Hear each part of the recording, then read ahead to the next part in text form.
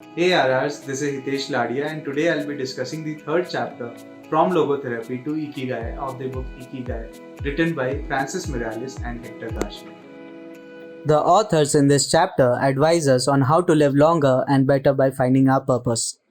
The author talks about two different therapies, Logotherapy and Morita therapy, the motto of each being finding reasons to live.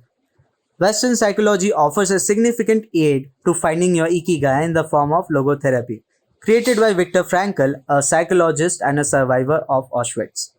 Following his experiences in the concentration camp, Franklin famously declared that you can take away everything from a person except their ability to choose their attitude. In a logotherapy session, the therapist helps the patient realize that negative feelings and neuroses are actually the desire of a meaningful life. Logotherapy pushes patients to consciously discover their life's purpose in order to confront their neuroses.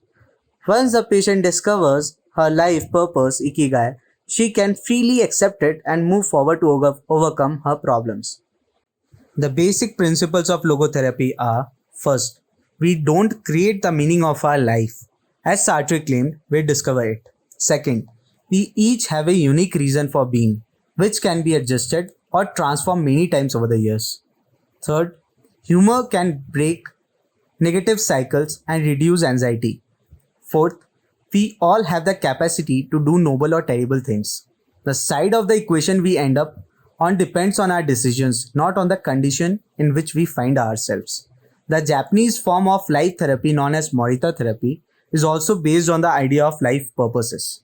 Starting from the premise that we should accept our emotions instead of controlling them. Morita therapy has the patient go on absolute bed rest and simply observe her emotions in total silence for a week.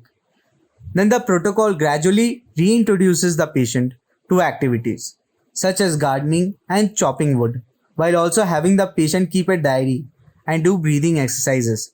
Eventually, the patient rejoins the wider world with a new sense of purpose, having cleared out a mental emotional clutter and seen clearly what she is supposed to do.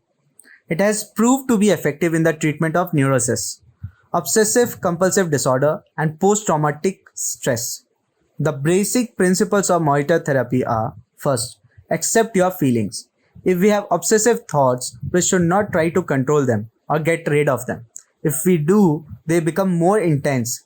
Rather, we should welcome them and try to solve them from their roots. Second, do what you should be doing. We shouldn't be focused on eliminating symptoms because recovery will come on its own. We should focus instead on the present moment. Third, discover your life's purpose. We can't control our emotions, but we can take charge of our actions every day. The key to achieving this is having dared to look inside yourself to find your Ikigai. Logotherapy and Morita therapy are both grounded in a personal, unique experience that we can access without therapists or spiritual retreats. The mission of finding our Ikigai, our existential fuel.